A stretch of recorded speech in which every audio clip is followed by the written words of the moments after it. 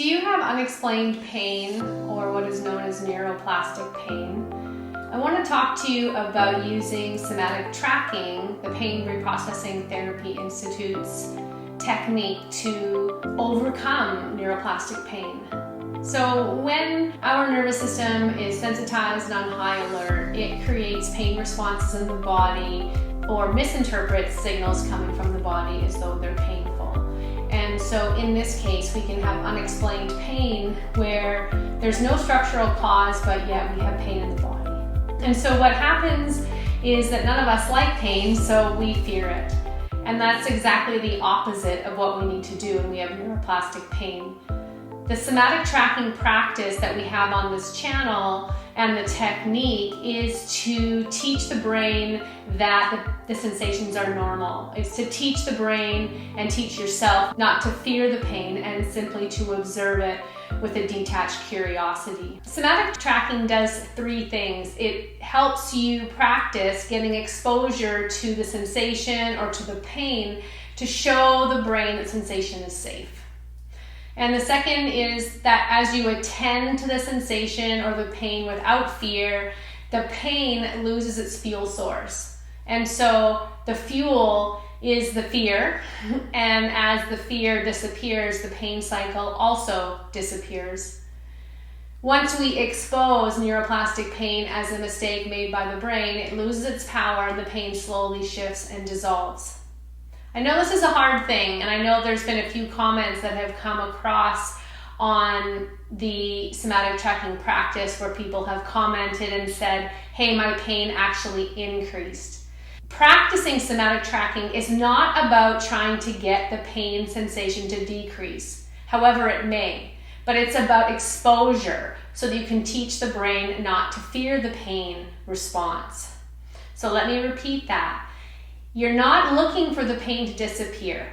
Over time, it should, or it may, if you're doing the practice correctly. You're not trying to diligently say, hey, go away, pain, I need to get rid of you. Instead, you're learning how to bring exposure to the sensation to normalize it and understand that it's nothing to be feared. There's three components of somatic tracking. One is mindfulness. So this idea of interocepting or attending to the physical sensations in the body without fear, judgment, or a desired outcome for those to change is number one. That's the practice. Number two, it's safety reappraisal. So you're reminding yourself and your hindbrain that the sensations are not dangerous, that they are just misinterpretations by the brain. So it's important to understand that the nervous system and the hindbrain are always trying to keep you safe. And if your life involves a lot of stress, there have been a lot of stressful events, or there have been times when there has been a lack of safety, that can pattern the nervous system and the brain into a sensitized state where you're more susceptible to neuroplastic pain. And the third component of somatic tracking is called positive affect induction. This is where you want to lighten your mood with humor or good feelings or more kindness to yourself. So that's why when the pain levels are high, you do not want to do somatic tracking. Instead, you want to do something that's positive. So maybe you want to get out a painting, you want to start painting, you want to listen to music. You might want to sing, you might want to hum, you might want to pet your dog or a stuffed animal. You want to do something that brings positive sensation to the nervous system, bringing in safety. So let's go over one more aspect of somatic tracking, and that is the observation. You want to be observing the pain sensation with a detached curiosity. And yes, I get it, that can be hard, particularly if there's sensation there that's undesirable. Can you imagine observing and watching the pain sensation like you're watching a sunset, or like you are out on a fishing boat and curious as to what might be moving and swimming in the water? If you enjoy nature, notice how you observe nature and take it in. You allow it to wash over you. You allow it in a gentle way. So you want to be doing that when you're doing your somatic tracking. And you want to be more comfortable paying attention to everything with a sense of ease and effortlessness. So without expectation. So you're not trying to force a change. You're instead observing with the somatic tracking practice how your sensations might move, they might shift, they might grow, they might diminish, they might move around, and they might go away and then come back. So you want to observe all of the qualities of those sensations in this very gentle and easy and effortless way. So now I'd like to lead you in a somatic tracking practice that involves singing bowls. And I invite you again, I want to remind you again, to do this practice when your pain levels are below a 5. I hope you enjoy. Welcome to this somatic tracking practice. Somatic tracking is a technique used to address neuroplastic pain, or pain that is arising because the brain misinterprets safe signals coming from the body as if they're dangerous. When we respond to our pain in a fearful way, this reinforces the danger signals in our brains and causes the pain to persist.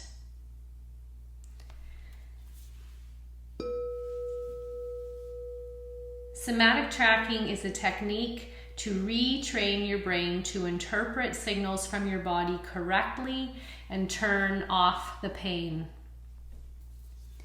It's important that you only do this practice when your pain levels are below a 5.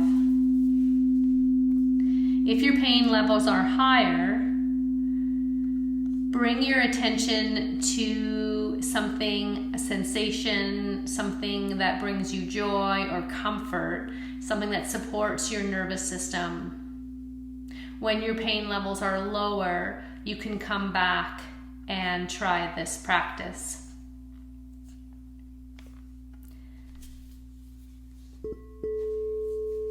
Let's begin. The first part of somatic tracking is mindfulness. So I invite you to find a comfortable, safe, warm place to explore this practice. Gently allow your eyes to close.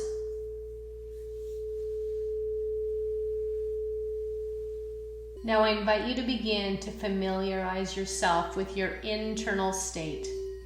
And bring your attention to a physical sensation in your body. This can be a lingering tension or pain that you're curious about, or a lingering tension or pain that you suspect is neuroplastic. As you start to bring your attention to this tension or pain, what is the quality of this sensation? Can you describe the location of the sensation in your body? Is it widespread or is it localized?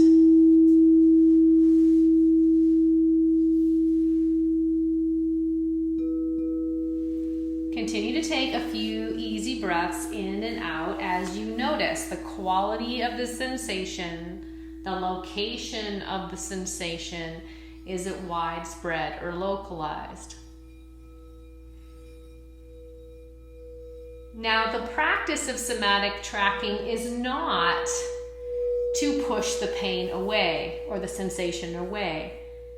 The goal is not to relieve that pain in this practice. The goal is to bring exposure to your brain, to teach your brain that the sensation is safe. So in order to do this, I invite you to try and watch the sensation with a sense of detached curiosity, without any fear or any judgment. So you're just noticing this sensation. Know that you don't need to do anything about it. You don't need to change it. You're not trying to will it or force it away. Instead, you're noticing it, exploring it. As you're exploring this sensation, you want to do it with a detached curiosity. So like you would watch the sunrise or sunset, or like you would watch the birds flying in the sky. You're practicing bringing exposure to the sensation while taking the fear out of this practice. So as you continue to watch and observe and sense and feel this sensation, notice what happens. Does the sensation intensify? Does it subside? Does it move around?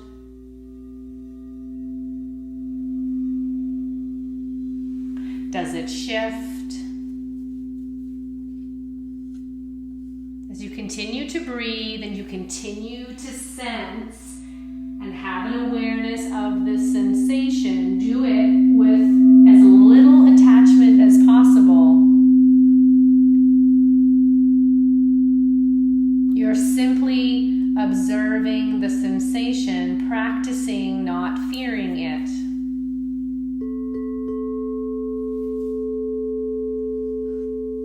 What is the quality of the sensation? So now I know that we've been trained to think that there's something structural going on in the body to cause this sensation. But let's assume for this practice that your body is intact. Nothing is acutely wrong or structurally wrong. Sure, you've had some life experiences and you've used your body. There's a little bit of wear and tear. But let's consider that this is not a structural problem. Let's consider that this is a misinterpretation by your brain of healthy signals coming from your body.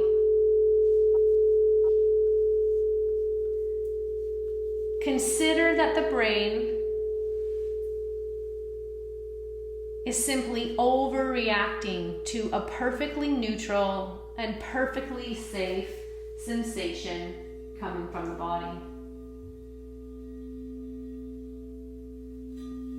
We know that there are many sensations coming from the body up to the brain at any given time. But just know that at this time, or in the recent past, your brain has been misinterpreting the signals coming from this part of the body.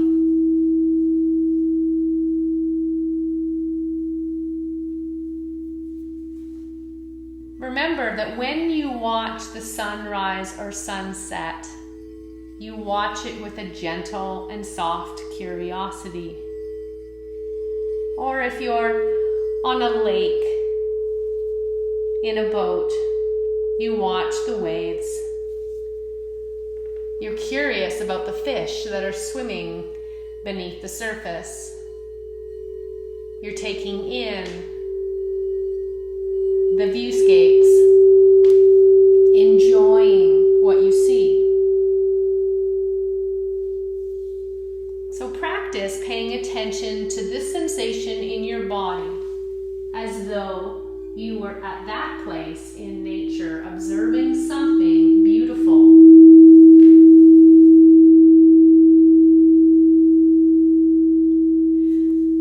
Without practicing fear, but practicing ease as you observe the sensation, what do you notice? Again, it doesn't matter if the sensation changes or morphs. It doesn't matter if it gets bigger or smaller, moves right or left. It's not about trying to erase the sensation in this practice. It's about giving your brain exposure and doing it without fear so your brain can learn to reinterpret the signals properly.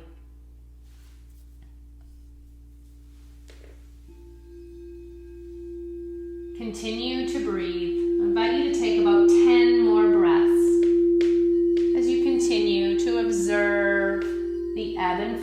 go of the sensation. Does it move? Does it shift? Does it get smaller or bigger? And again, you have no attachment to what it's doing. You're just observing this sensation in the body.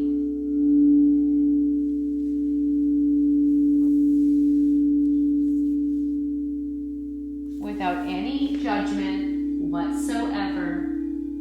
Just practicing, sensing and feeling, interocepting from a place of detached curiosity.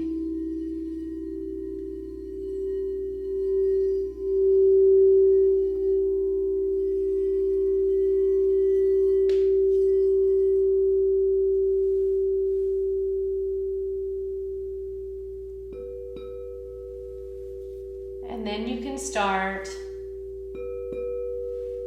to let go of the practice.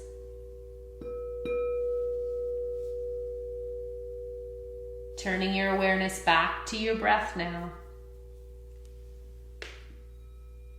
Gently lean into and notice how the breath feels in your body. Feel the air moving in and out of your nostrils. I invite you to take 5 to 10 more breaths, just feeling this beautiful sensation of expansion and release.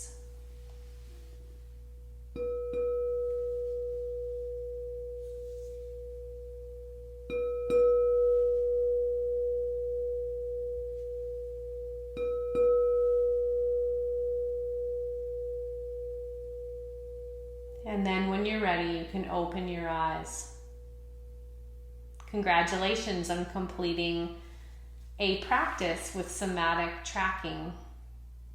Again, you can do this daily, anytime that your pain levels are below a 5, to start to train your brain to properly interpret signals coming from the body as if they're safe.